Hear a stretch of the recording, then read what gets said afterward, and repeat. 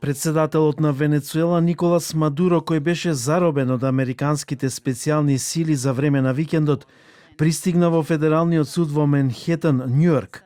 Мадуро и неговата сопруга Силија Флорес беа уапсени од американските специјални сили во венецуелската престолнина Каракас и изнесени од земјата.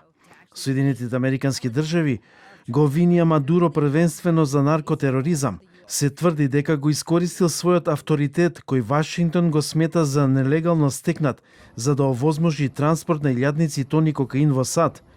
Во обвиненијата се наведува и дека Мадуро имал лична корист од ова.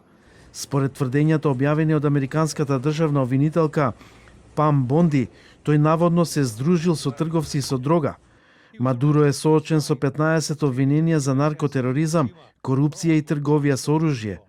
Вашингтон испрати и остри закани до новите власти во Каракас за можни воени интервенции ако пружаат отпор. Со Делси Родригес ќе биде едноставно, или ќе соработува за доброто на својот народ и за пристап до нафтата, или ќе плати поголема цена и од самиот Мадуро.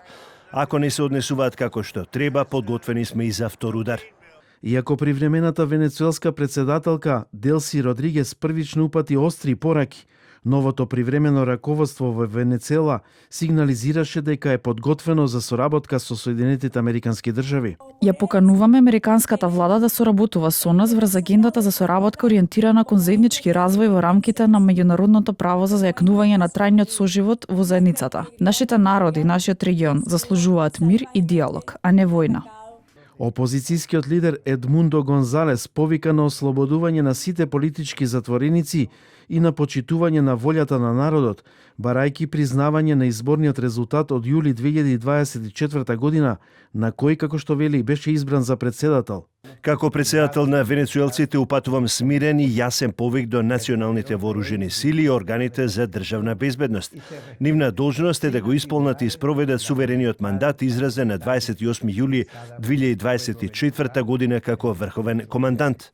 Советот за безбедност на Обединетите нации најави итна седница на барање на Русија и на Кина поради, како што наведуваат, кршење на меѓународното право од Соединетите американски држави.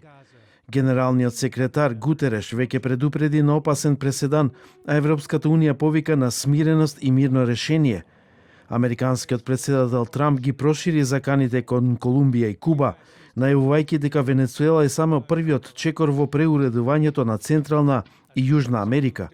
Во меѓувреме, илјадници луѓе протестираа низ целиот свет против нападот на САД врз Венецуела и апсењето на председателот Мадуро.